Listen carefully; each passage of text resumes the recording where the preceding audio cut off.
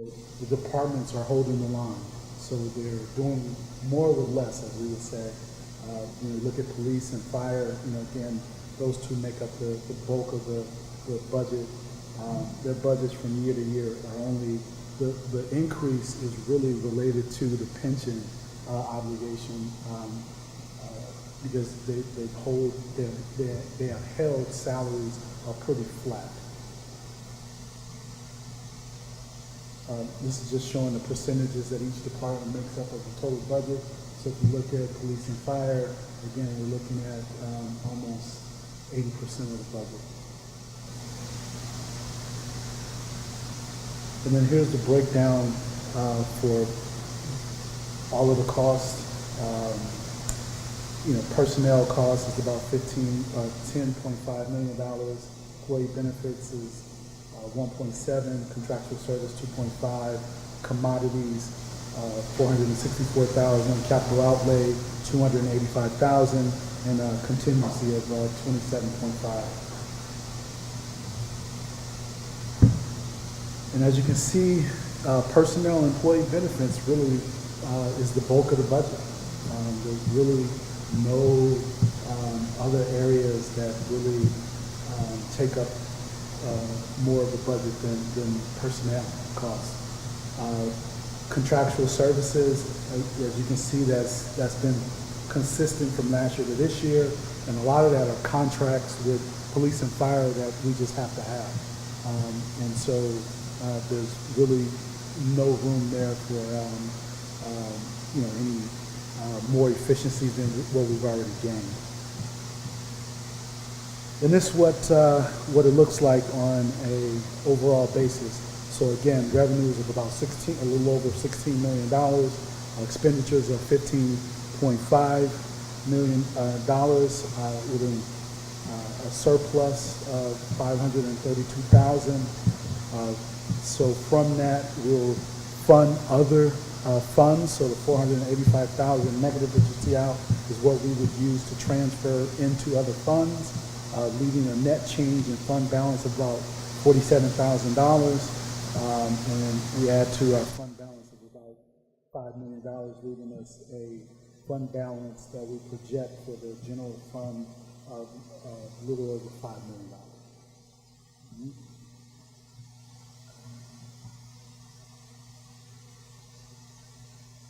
Yeah.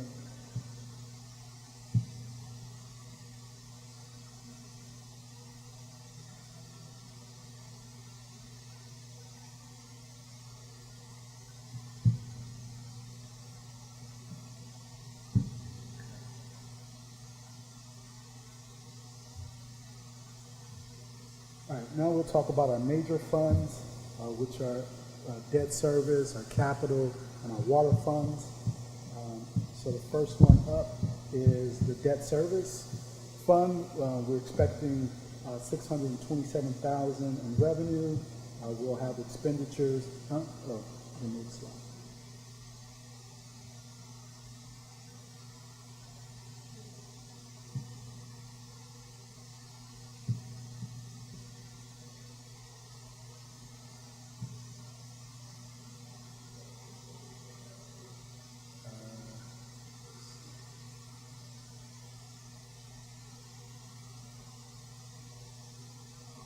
Here we go.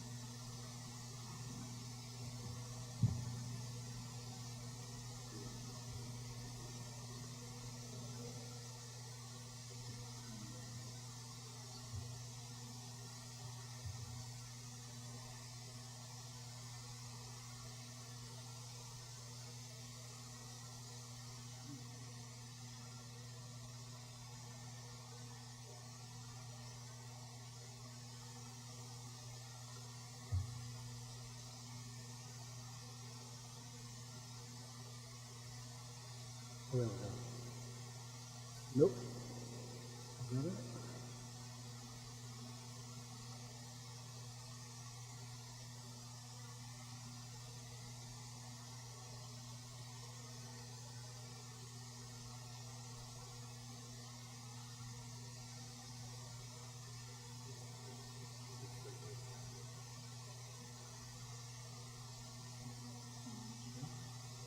Okay, I think we got it. There we go. All right, so debt service fund. So we have revenues that are coming in from property taxes of about $627,000. We expect that we would have to make debt service payments of about roughly $1.5 million. That's a deficit that we would have versus revenue over expenses of $836,000. We'll transfer in, or this is the rollover bond that'll come in to make up this deficit of about $836,000. So we'll have no net change in fund balance. We have about an $80,000 deficit in the fund balance and debt service. And at some point, we probably transfer money from the general fund to kind of to get that back to a zero balance in fund balance. Capital projects. So we have about $577,000 that's coming in revenue. We'll have about $3.7 million that we expect to spend on capital projects and fiscal 20, leaving a deficit of about $3.1 million. We'll have some other financing that will come in about $62,000 for a net change in fund balance of a little over $3 million. We have a fund balance, beginning fund balance about $4.3 million, and so we'll end fiscal 20 with a $1.3 million fund balance. The water fund. So we're expecting the water fund to bring in about $3.5 million in revenue. We expect that we will have expenditures of about $5.4 million, leaving us with a deficit of about a little over $1.9 million. The water fund currently has a beginning fund balance of a little less than $9 million. So we'll end the year with a little over $7 million fund balance in the water fund. So those are the major funds.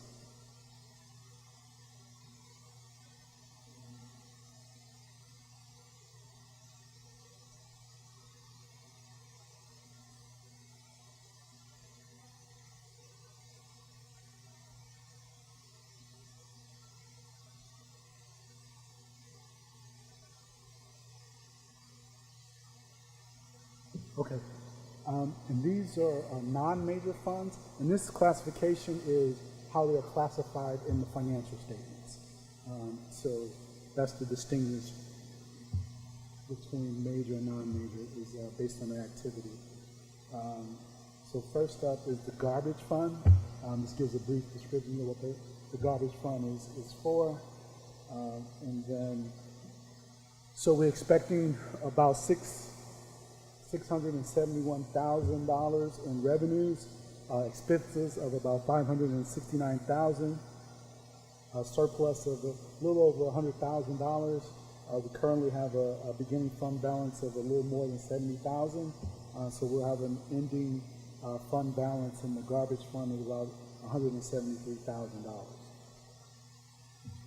IMRF is the retirement fund for full-time village employees, everybody except for police and fire.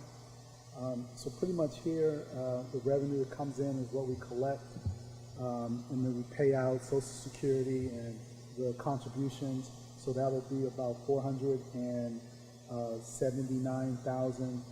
We'll have a deficit of about $267,000. We'll transfer money in to cover that of about $267,000.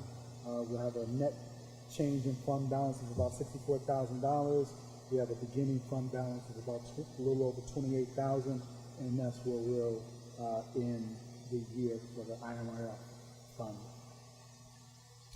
Motor fuel tax is the money that we get, and it's restricted to street construction improvement. So we expect to receive about $355,000 in revenue. We have about a little over $1 million in projects that we have slated that we'll spend money on. We'll have a deficit of about $740,000, and we have a beginning fund balance of about $210,000, leaving us with a negative fund balance of $529,000 for the motor fuel tax. CDBG is Community Development Block Grant. We typically use these funds for alleys. So we're expecting $300,000 in revenues in grants. We'll have about $545,000 in expenditures, leaving us with a deficit of about $245,000. We'll transfer money in of about $245,000, leaves us with a zero net change in fund balance. We start the year off with a negative fund balance of about $246,000 is what we will end the year.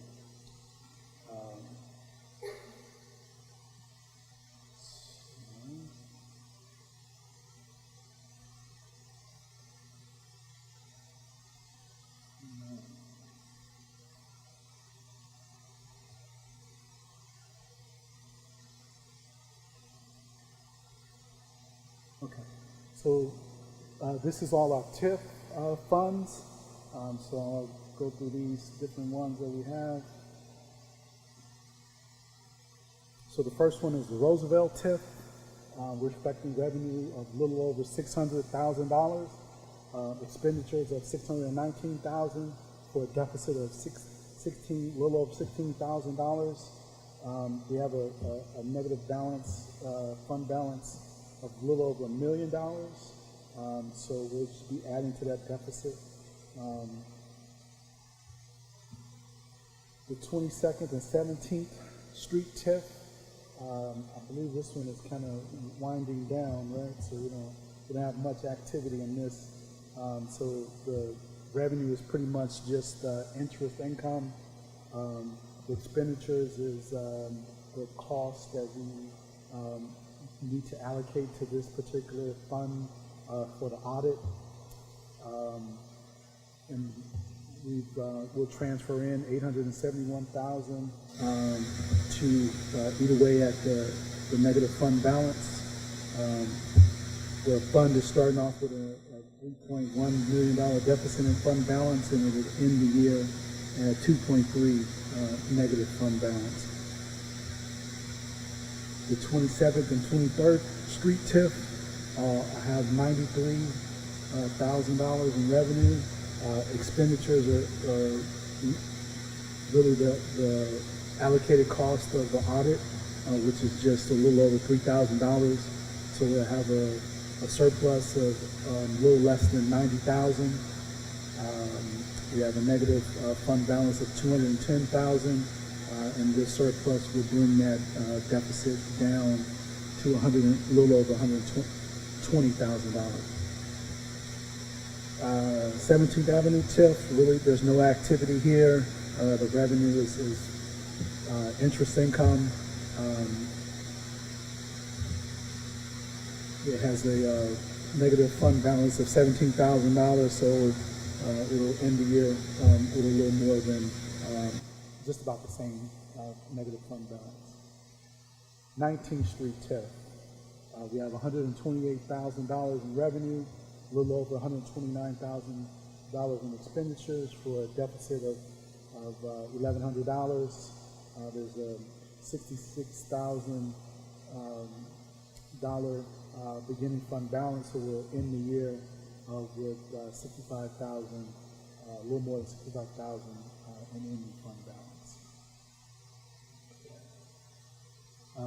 At this time, we can go through the departments, or we can entertain questions Mayor, what's your preference? Okay. All right.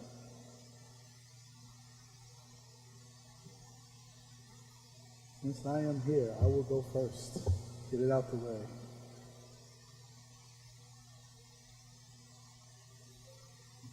All right.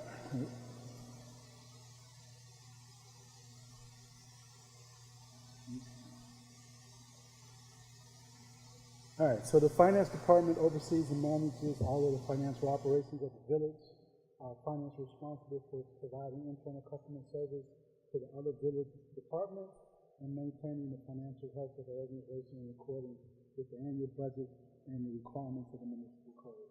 The finance department directly oversees accounting, auditing, budget, debt issuance, purchasing, human resources, and payroll. All right, so the accomplishments for 2019 was we hired the great Leticia. We accomplished the 90-day goals for the administrative staff. Leticia did a great work with the HR forms, self-assessment, and employee performance appraisals, which I don't believe that we had prior to. She became a member of the Society of Human Resource Management. We organized the implementation of the Smart Safe and the check scanners. We prepared one DUNS and SAMS number village-wide. Leticia did a great job with negotiating all of the union contracts, and we worked with the IT consultant. This is probably one of the biggest wins that we could have achieved for 2019, was to get us off of the hamster wheel server that we had to some reliable hardware that we can hang our hat on. So great job, Leticia. So for 2020, the goals is to promote a value-driven organizational culture that reinforces ethical behavior, exercises transparency, and maintains the public trust. We want to continue to implement financial policies and practices that promote accountability. We want to provide accurate financial information that is easily accessible and, most importantly, understandable to the residents. Highlight financial successes and educate residents on governmental accounting. It's quite different than your normal corporate accounting. And then we want to optimize village resources through capital improvement planning, preventative maintenance, and asset management. So when we look at our budget, it is down from prior year. Little less than $8,000, but I think the mandate has been to look how we can be fiscally responsible and do more with less. So I don't think there's anything else. Anything else you want to add, Leticia, Tom? Good evening, everyone. Building Department overview. The Building Department summary is as follows. The Development and Planning Services Department is responsible for administering municipal codes and zoning codes for the public safety of our residents and to protect our public health and ensure that we have orderly development in the community. As we take a look at our organizational chart, the next slide will show increase in staffing by 2. We have Miss Cassandra Yarrington is a new employee. She is replacing Linda, so she will be our full-time administrator. And then I've also hired a part-time administrator, which is Miss Yvette Streeter. I also will be hiring another part-time administrator that will be assisting me with economic development. As my job responsibilities and role in the building department has changed per Mayor Thompson to move towards economic development and increasing revenue through the village of Broadview. And that's the slide I was just talking about. As you see, look at the admin staff. That increased. We'll still have the same landscapers, building inspector, and building commissioner will be the same as well. When we take a look at our achievements, our senior housing project, we started working on this in 2017. with Ross Financial, which is our consultant. February 15, 2019, we submitted our final application to IDA, and I know the mayor has some exciting news that will be shared with the board and the residents at our upcoming board meeting this evening. As it relates to village-owned properties, 2126 South 17th, that was sold recently to Habitat for Humanity. We purchased 2101 South 17th. That was the old Edmark Press property. That is part of our senior housing project. And 2412 South 9th Avenue, as well as 1426, were abandoned properties which the village purchased through working with Montana Wealth and the Cook County Land Bank. And so the 2412 South 9th will be developed and will be used by Public Works and I think the Police Department. And then 1426, we plan on selling that property and get it back on the tax roll. Enterprise zone. As it relates to the enterprise zone, back in 2000, the early part of 2018, the enterprise zone consists of Broadview, Bellwood, Maywood, Melrose Park, and Cook County. The enterprise zone committee was created to establish economic growth in the western suburbs. That being said, we submitted our application and we're working with Opportunity Alliance, and we're just waiting for a response. And I anticipate that to be in June or July of this year as it relates to our designation of the enterprise zone in the western suburbs. That being said, once we get that designation, that will assist us in improving economic development in our community by bringing businesses in or developers in that we can offer tax credit to and tax exemptions. Village projects that are completed in 2017, we completed, the roof was leaking here at the Village Hall, so we did complete that. And as of recently, we're in our beautiful, renovated Village Hall. And also we have the Ike 911 Center. Is that what it's called? The Ike 911 Center has been completed too. We still got a couple of punch list items, but for the most part, you guys are actually the first ones to actually be in here and to experience this newly renovated space. As it relates to working with businesses, current businesses and future businesses, our focus has been to guide them through our process, through the safety committee, if in fact they need zoning or they're looking to expand. And the new businesses that have come to Broadview, there's been a total of 26 for this past fiscal year. But some of the big boys are Buddy Bear Car Wash, Chicago Tribune, Blue Malnati's Pizza, Ross Just for Less, and Vital Signs Healthcare.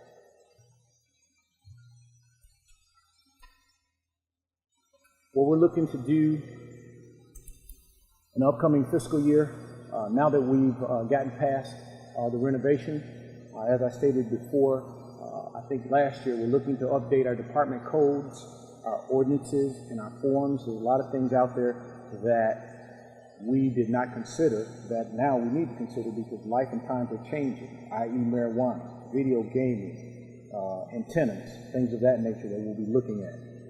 We're looking at animals ordinance. It was used to cats and dogs. Now it's roosters and chickens and goats and okay.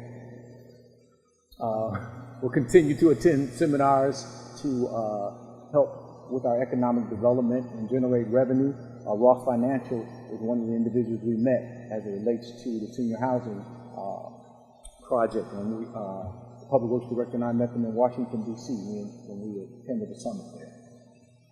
Implement the Western Enterprise Zone. We're looking to get that done once there's a decision made by the state, but we feel very positive that we're headed in the right direction, and continue to purchase abandoned property and get it back on the tax roll, as well as village-owned property. We'd like to develop that. So we're not in the business of acquiring properties but we're trying to get it back on the tax rolls through development, economic development. As our financial director stated earlier, for us, our expenditures 455. We're down. We're up. We're up. So about 15 grand. Okay, cool. I know you're the financial director. Yes. 20 grand. I'll get the exact number. So, but yeah, we're up 20 grand. But for us, in my opinion, you have to spend money to make money. The mayor's been gracious in working with us with not what we want, but what we need to do our job more effectively. And so I thank you for that, Mayor and Board of Trustees. Are there any questions?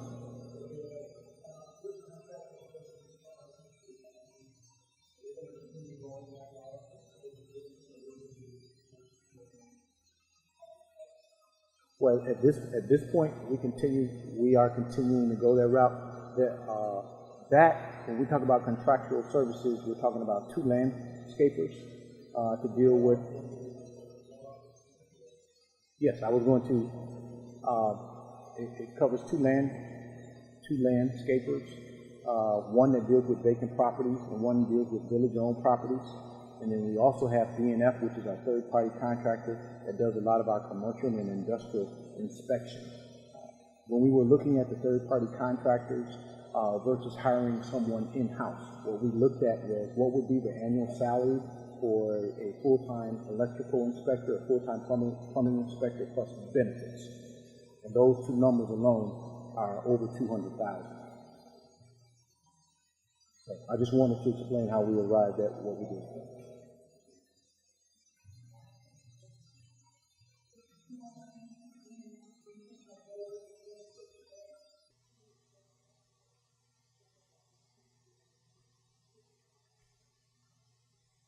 So I don't know if you guys heard what the mayor said, but I forgot to mention workers' comp, which is a big, I think very expensive.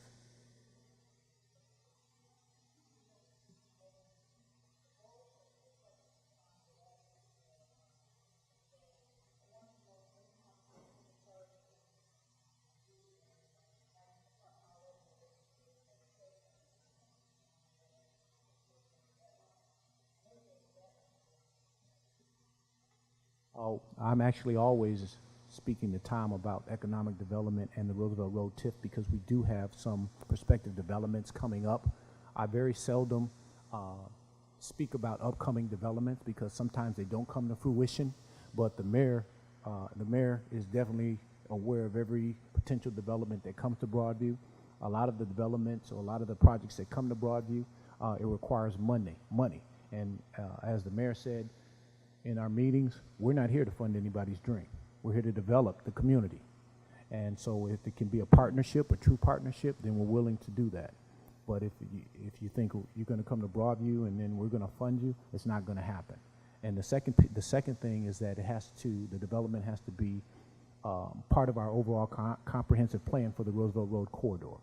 We could fill up it seems like we have quite a few vacancies on Roosevelt Road, but we don't. All those properties are owned by someone and they're in the process of being sold or they're working through the deals. Sometimes the deals get done, sometimes they don't. But we definitely are willing to work with developers. We've got a few now that we're talking to on potential projects, but it takes time. Sometimes 3 months, 6 months, a year. Sometimes they change their mind specifically because of funding. Yes, there's about 3 or 4 things major in the pipeline. One thing I can speak on is the 17th Avenue in Baton, the gas station. That is going to be closed, and it's going to be a new gas station with a convenient store as well as a restaurant. So I received those plans today, and we will be reviewing it. But again, that project may take a year or so, but it's moving in the right direction, and the owners are going to be the same. Thank you.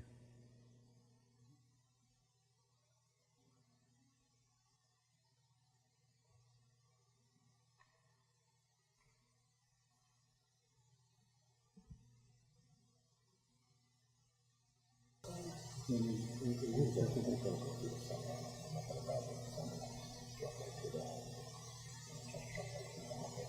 right, good evening, everyone. So this is a snapshot of the organizational chart for the police department. If you look on the next slide, actually we have 37 sworn and non-sworn personnel. We've been holding steady for the last few years. So we do have 30 sworn police officers. We have 5 telecommunicators, 1 supervisor, and a administrative assistant. So we've been holding steady at 30 police officers.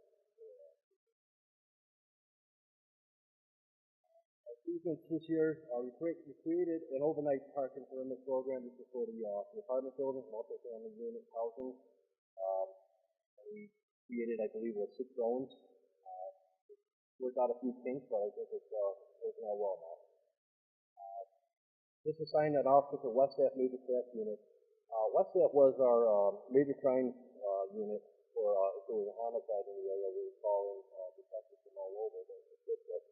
What we found was with major crashes, DUI-related fatalities, we had to wait up to an hour for state police to Cook County to come out. So West Staff got together and we created a major crash unit. So we do have an officer in there now.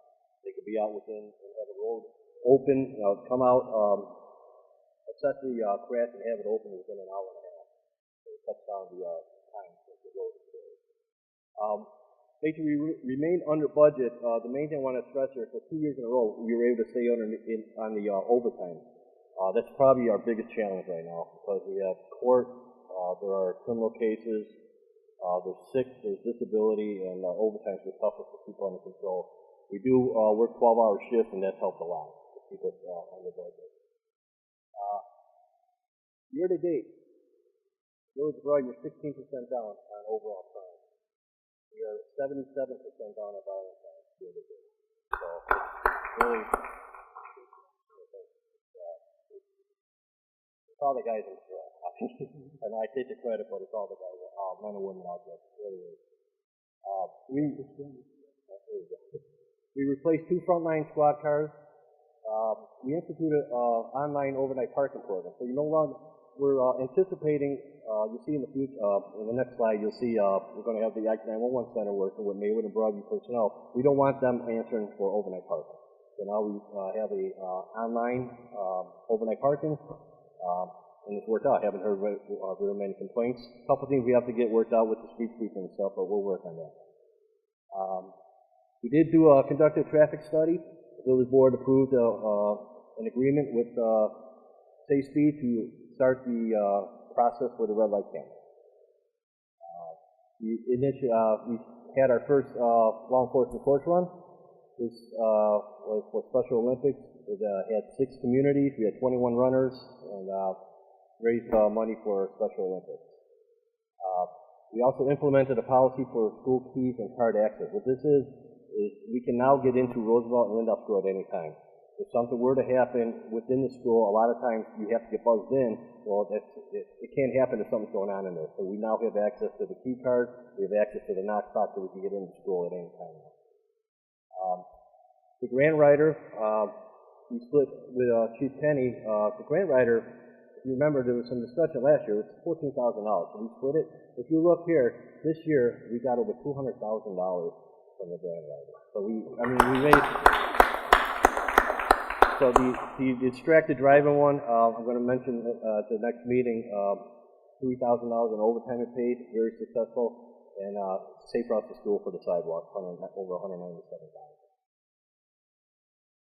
So our goal is for court to remain within budget. We hope to have Maywood and Broadview fully consolidated here at the Act 911 Communications Center. I'll have a more definite date within the next week. In fact, there is a Maywood personnel here right now. They're training as we go, so we can learn the system. We will be fully occupying the renovated areas. We have maybe 1 or 2 offices in the lunchroom we haven't been in. Other than that, we're pretty much moved in. We're going to maintain the fleet rotation, and if this budget is passed, purchase 2 new frontline vehicles. If we purchase those 2 squads, there is no model over 3 years old, and no models will have, every single frontline vehicle will have an extended warranty, which is going to save a ton on the vehicle repair cost. Because our cars, they go through catalytic converters for some reason every year, and those are $2,000. But they will be under warranty. Our goal is to be fully implementation of the red light cameras. I have 2 officers on disability. My goal is to replace both those officers. The frontline frontline squads will have new radios. Those are the 800 megahertz radios that the FCC is mandating us to have in our squads. We are budgeted for 2 a year.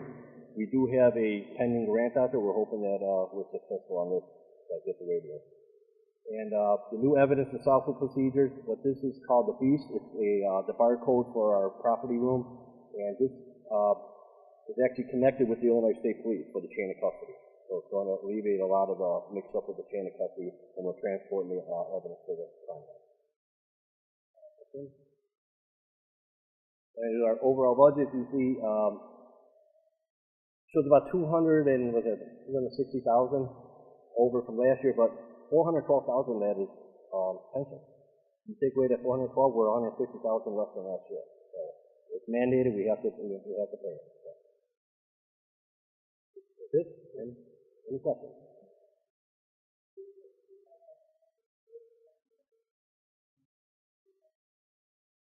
Yes. One has gotten it, and one is pending.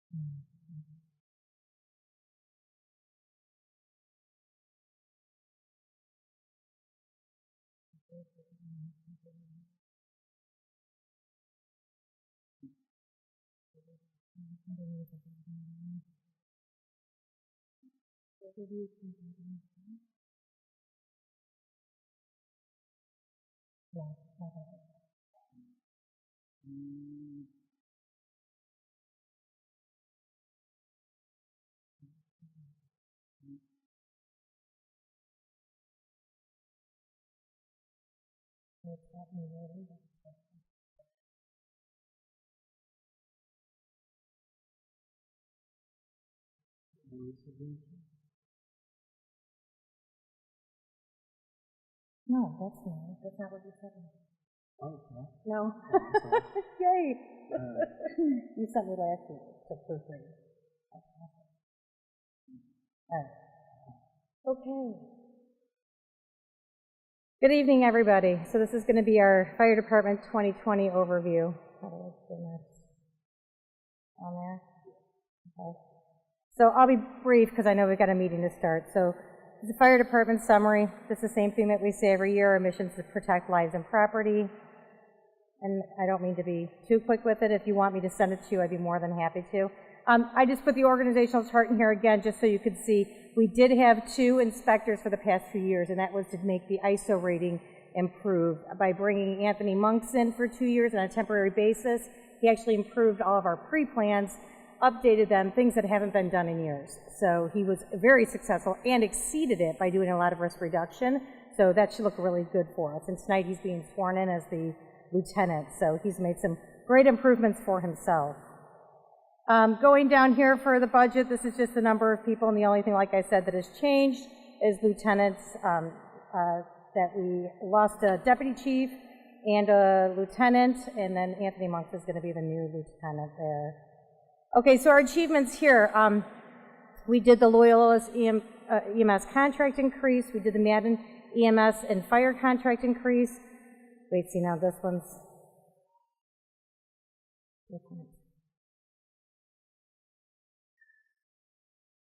Okay, so opened Triton College mentoring program. Now that we're bringing students in Triton College, we're increasing credits there.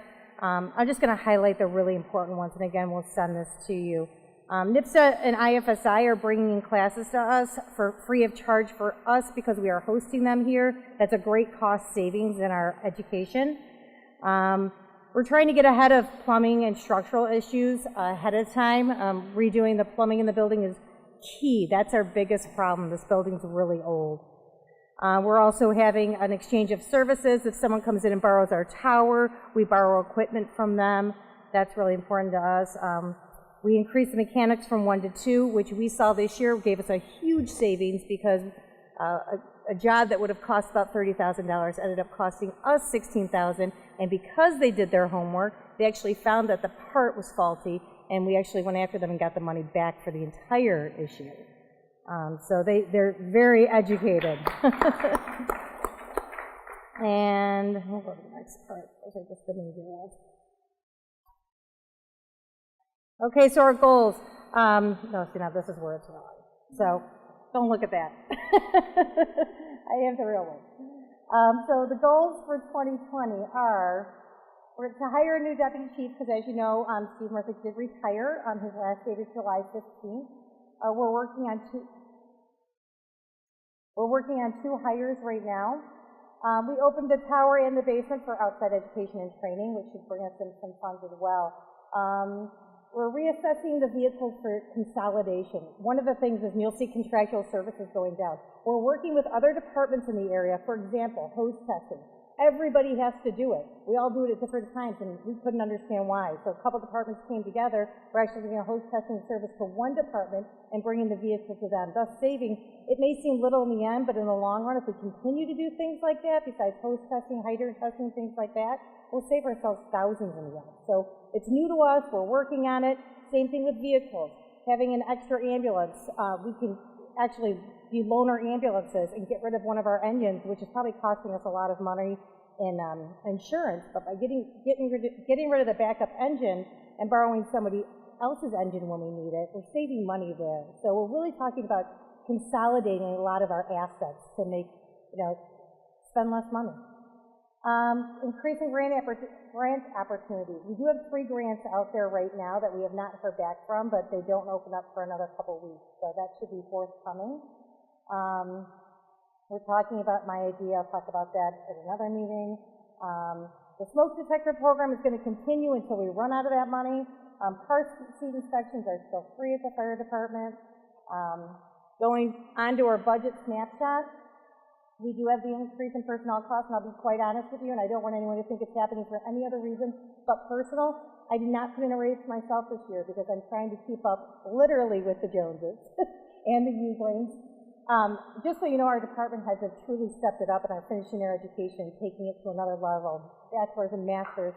Yes, awesome. And I set that same goal for myself this year. I truly believe I need to bring myself up to everyone else's level and finish my education. I just received an excellent Office of State Fire Marshal class this past year, but it doesn't count until I get my education. So that's important to me. As well as, again, you'll look at our contractual services are down from last year. And again, it's the same thing with our pension. Unfortunately, that's the thing that really kicked our butt. So. And that's all I have. Right? Yes. Yes. Clark?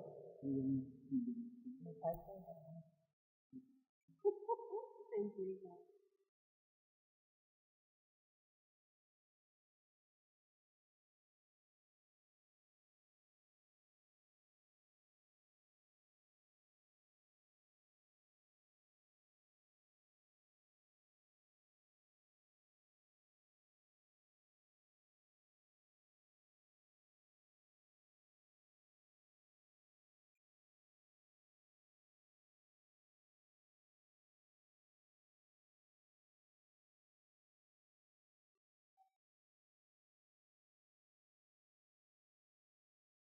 Good evening, everyone.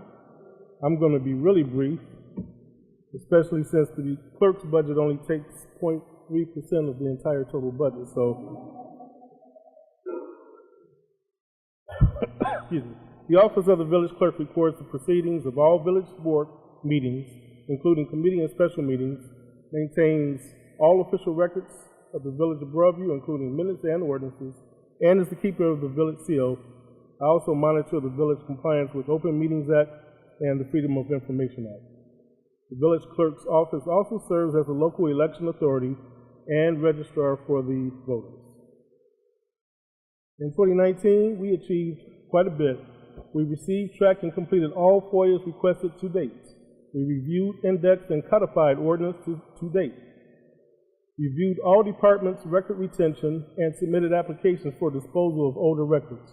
Briefly, that water tower held some records that went way back, and we went in there, Lily and I and some of the public works, and there was a lot of dust, a lot of organization and sorting, and we were able to get rid of a lot of that old stuff through our retention program. We put the application in, and they gave us okay to throw a lot of stuff away. The clerk's tab on the village website is constantly updated. It's nothing that really needs to be updated now, but we will have some updates to come in the future. Let me go back a little bit. Currently, we are using a paperless system for board meetings. The only thing we print on board day meeting day is the actual warrant list and the agenda. And usually I like to take notes on the agenda so do some of the trustees. We successfully oversaw the 2018-2019 municipal election process. That went without a hitch. No lawsuits or anything, no electoral board needed. We organized the records to be retained and identified records to be disposed of in the water tower for the next disposal period. So we just had a community shred day in which we got rid of a lot of stuff, and we have another one that I'm sure the mayor or I will announce later on in tonight's board meeting. We successfully completed 1-year training with the Municipal Clerks Association. I went down to Springfield for a week and in October, and it's a 3-year program, and it's a really good program. I didn't realize how good it was until I actually got into it. It's an excellent networking opportunity. I communicate regularly with the clerks from the area, and we have a monthly meeting in which this clerk hosted back in March, and it was so good to have clerks and my peers from the other area, and we got to listen to one of the local attorneys give information on the Open Meetings Act, so to keep us abreast of all of the new stuff, new changes, so that we are in compliance. This is a snapshot of, oh, okay. Sorry, I skipped right over the goals. First and foremost, the clerk's office works hand in hand with the mayor's office, and our goal is to support the mayor in advancing her agenda for the village of Broadview. We have to make sure that we're looking good each and every step of the way. We also need to update our code books to reflect the most updated codification of all the ordinances that we have passed, indexed, and codified. So while our codification team has sent a lot of stuff, it's just a matter of filing those additions into the current code books, and that stuff is in my office, just needs to be filed. We want to stay current on all FOIAs as they come in, and they have been coming in pretty regularly this year. We also want to stay current on all codification of past ordinances. This way, anything that we pass in a board meeting, residents or the public can immediately or as quickly as possible go to the website, sterlingcodifiers.com, and see exactly what our current ordinances are. We want to complete and release the 2018 minutes. That's a mistype, 2019 minutes. It's a combination of the 2018 and 2019 minutes from our executive session. This needs to be reviewed, and then, yep. We want to build new records retention storage on the water tower. Once all that old stuff is out of there and everything's dusted out, cleaned out, we're going to build a filing system where we regularly, each year, get rid of the stuff that can be gotten rid of and retain only what's needed and organized. We're going to attend all the events and have a strong presence in the community. We're going to work with the webmaster to ensure that the agendas, minutes, and videos of all meetings are hosted on the village website. And of course, last and certainly not least, we want to operate the clerk's office under budget. This is a summary snapshot of the budget, which you can see is as much as nothing. We've decreased our personnel costs by quite a bit since we are no longer in need of a deputy clerk. The mayor and I have been in discussion about that, and thank God she has been cooperative in getting us the assistance we need when needed with her executive assistant, Lily. We did, however, increase the contractual services, and that mainly comes into play when we talk about the legal support that we get from our attorneys. That was being diverted to the administrative, or I should say the executive line item, and it's now being shown in the clerk's budget. So that's why that increase is no increase in the overall budget, but it is showing properly in the clerk's office. And that concludes. Thank you. Any questions?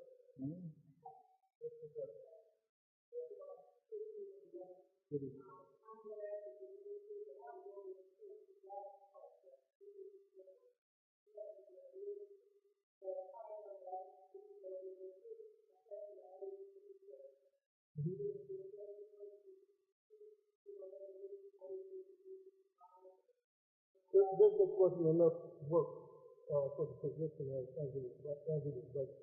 And as we become more efficient in the department, better time management, we'd rather have that money go towards another department that really needs it.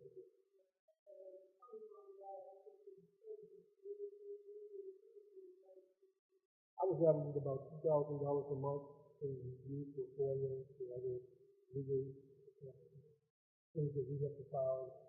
It was mainly for because we got quite a bit of it. Any other questions? Yes, ma'am.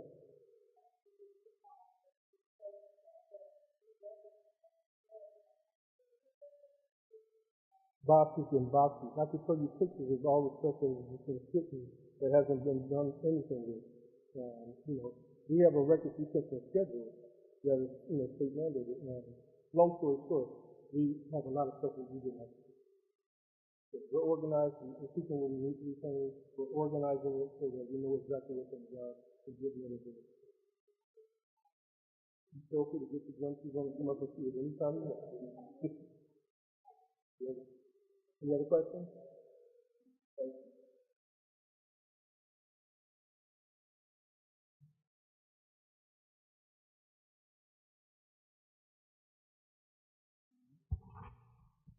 Okay, good evening, everyone.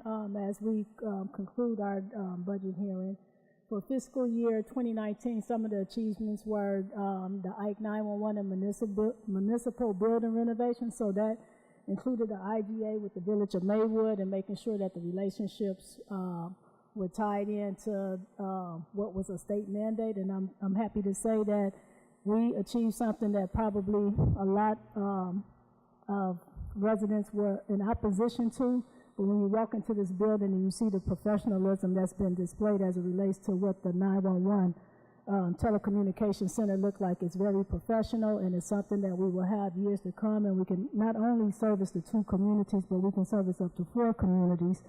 So I'm very pleased with that project. We did, as Commissioner Upshaw said, we submitted our application in February. We got just news as of early as last week. We applied for, although I am the mayor, I don't run the day-to-day operations. I support the day-to-day operations. So I really take lead on what those department heads do and what they want to do to push us forward. So we work really hard to bring good things to the village of Broadview based off their operational. I'm the support behind it, and our board of trustees is the support behind the policies and the procedures that go with the support that they have. So I'm very pleased to be working with these department heads on some of the ideas that they come up with. They are very creative.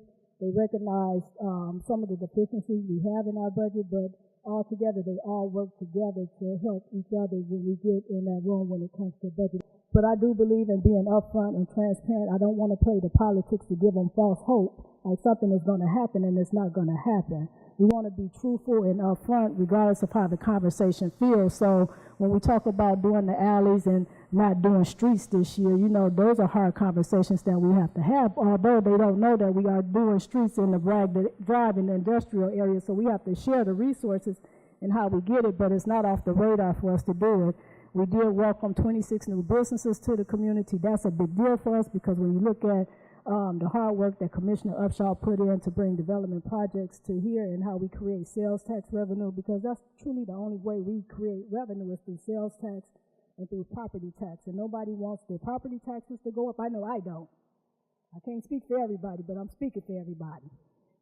But when we look at that, how do we get creative to bring solid businesses to town that can generate sales tax revenue where we can all benefit from that to provide more services? And one thing that I'm most proud of is because in the past we have not always recognized our veterans in the village of Broadview.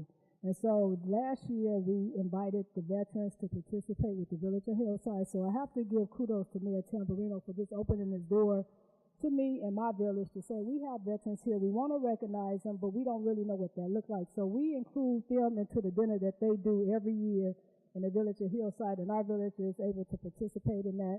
And then I start brainstorming and working with Trustee Horn as it relates to veterans. What could we do? We don't have a lot to do, but it's little things that we can do. And so I thought it would be creative for us to just have vehicle stickers for all veterans and those in active military duty. So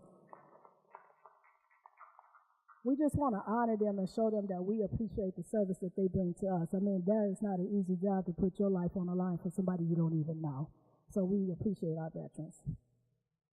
So fiscal 20 goals is to continue to remain to our fiscal responsibility, implement a 5-year comprehensive plan or strategic plan. And I had this on my goals, and some of the goals you're going to see year after year until we accomplish that. But when we talk about a comprehensive plan and a strategic plan, what that looks like for us is putting all of us together, working with our taxing partners, some of our business partners, and some of the residents, and putting a comprehensive plan that we can have to follow. I know when I took the seat as mayor in 2017, although they say it was a plan, it was not a written plan, so I didn't have really nothing to go on. So now we're starting to put documentation and putting it and making it plain for everybody to understand what the vision is for the village of Broadview. So this year, working with a board that we have with the newly elected trustees and putting that plan together and working with IDOT. And the only reason why I put IDOT in that, because when you look at the reconstruction that's taking place on Roosevelt Road, it was some things that had taken place that IDOT wasn't aware of. So I put in a call down to Springfield. The chief engineer came to the village of Broadview with their Regional 1 superintendent, and we had a really nice conversation as it relates to state-owned property in the village of Broadview. And like I shared with them, although we're small, you all have to include us in your plan because we know what the needs are. They don't know what the needs are. They just go in it based off, it's a road, it's state-owned, and this is what we're going to do. So I wanted us to have a place at the table when they're talking about reconstruction roads and what that look like and how that can interact with us. So I'm supposed to get a comprehensive plan from IDOT within the next, let me see, this meeting was about 4 weeks ago, so probably another 4 to 5 weeks ago, 5 weeks ahead, to get the plan so that we can kind of base how we structure our plan as it relates to the streets and the alleys and all of that, and kind of coincide with IDOT and what that looks like on Roosevelt Road on 17th and 9th Avenue. I still want to host the State of the Village address, so now that we have some things in place and we have some experiences up under our belt, now it's time for us to host the State of the Village. What does the village look like in the next 10 to 15 years? And so my whole platform is, regardless if I'm the mayor the next term or not the mayor the next term, whoever fulfills their seat, I want to put them in a position that can carry the torch and continue to lead the village in the right direction, and that's forward and being better and being excellent. So we will, so that is still on my radar to host a village address, to be open and honest with our community. I also would like to create and implement a special service area program, and it's specifically on the Roosevelt corridor. So when I worked in the city on Chicago Avenue, I had a special service area, and the service area that I had was number 63. So the city kind of number their special service areas. And that's how we keep the corridor clean, safe, and monitored. And to put something like that on our police department to monitor the traffic or foot traffic for people standing outside of shops and stuff like that, we can kind of work with our business colleagues to help us bring this to fruition. So that goes to lead into say, now that we have the Broadview Business Association, which is our village chamber, now that we can get that up and going, and moving forward, we can include a SSA that will be proactive for the Roosevelt corridor. So when we're looking at businesses coming in to do business on the corridor, they more willingly want to participate because, first of all, they know we're going to keep the front of their business clean, debris-free. People is not going to be loitering in front of their properties, and we can keep the foot traffic moving along like it should do and not just standing on corners in front of businesses. Continue to build stronger partnerships with our park district, our library, and our community events, and continue to engage in our local schools to promote reading and volunteering. So I don't know if many of you know, I did adopt 2 classrooms, and so when you talk about a classroom and a teacher, they have limited resources. So in the limited resources that they have, do a grant. The grant is worth $250 for the whole year, and it's just to help that classroom with supplies and to create the kids an opportunity to have libraries at home, because a lot of students don't have libraries at home where they're starting to get reading material and then they can go back and reference to it. And that's real important to me because leaders are readers. And we want to make sure that our children are educated, and we want to promote literacy within our schools, because I do believe in the future Lindop will be a blue ribbon school. I do believe Roosevelt School will be a blue ribbon school, as well as Proviso East and West will be blue ribbon schools. PMSA is already one. So now we have to work really hard with our schools to get them to the status level where we want, because if we get them at that status level, when you think about it, it increases our property values. And so that's the long-term vision, is to create property value where people want to live here. We don't want anybody not wanting to be here. We want them to be here, but we want them to know that we support our other taxing bodies. And then create a summer work program for Broadview residents. And I don't know what that looks like when you hear about our police and fire budgets and talking about pensions and all of those things. We have to kind of figure out how we make that work to promote our young people, to give them opportunities to learn this skill set or to put them in a trade. So I don't know what that looks like right now, but that is one of my goals, to kind of see that come out to play on how we promote, not just to give kids jobs just because it's the summertime and to keep them off the street. Yes, most certainly we want to keep them out of harm's way, but at the same time, we want to make sure that they get a skill set that they can maximize and capitalize on for the future as they become young adults and get into the workforce and be responsible workers. So to create that program, that's a big deal for me. So when we look at our budget in the executive, you can see that from last year to this year, it has decreased probably about $60,000. And so, and that's just us cutting back on some things that we can cut back on, but most certainly working with the department heads on how we all work together. It's not just about the mayor's office, and a lot of times people focus on just the mayor's office, but in reality, it's about all departments.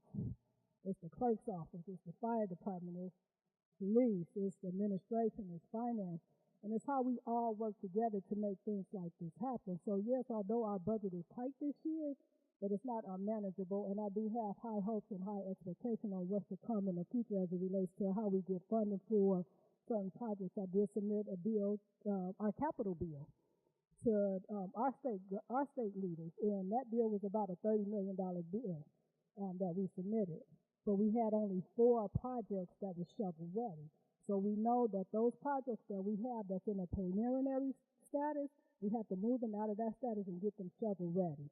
So when we look at getting revenue in and we're applying for grants, we're looking for them to fund these shovel ready projects so that we can use that money for those projects, and the money that we allocated for projects is actually back in the general fund so that we can provide more services to our constituents. So when we look at how this all play out, it's going to play out the way it's going to play out, but at the same time, we have to be diligent and we have to request what we need.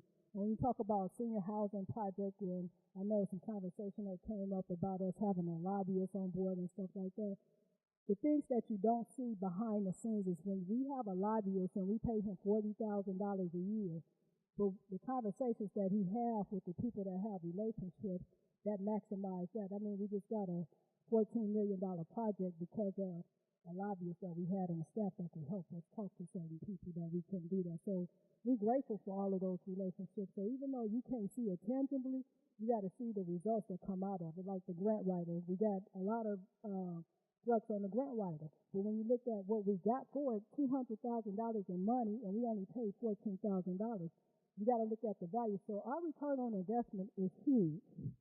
Even though initially when you see it, you don't see the end result, but the end result is really huge for the village of Broadview. So I am really excited about everything that's taking place and how we move the village. And I think with the Board of Trustees, we're doing a great job with the being upfront, honesty, and transparency, and most certainly being accountable. So thank you, and I guess we'll take a recess for about 15 minutes. Let us kind of recruit from this minute, and then we'll go right into the regular board meeting.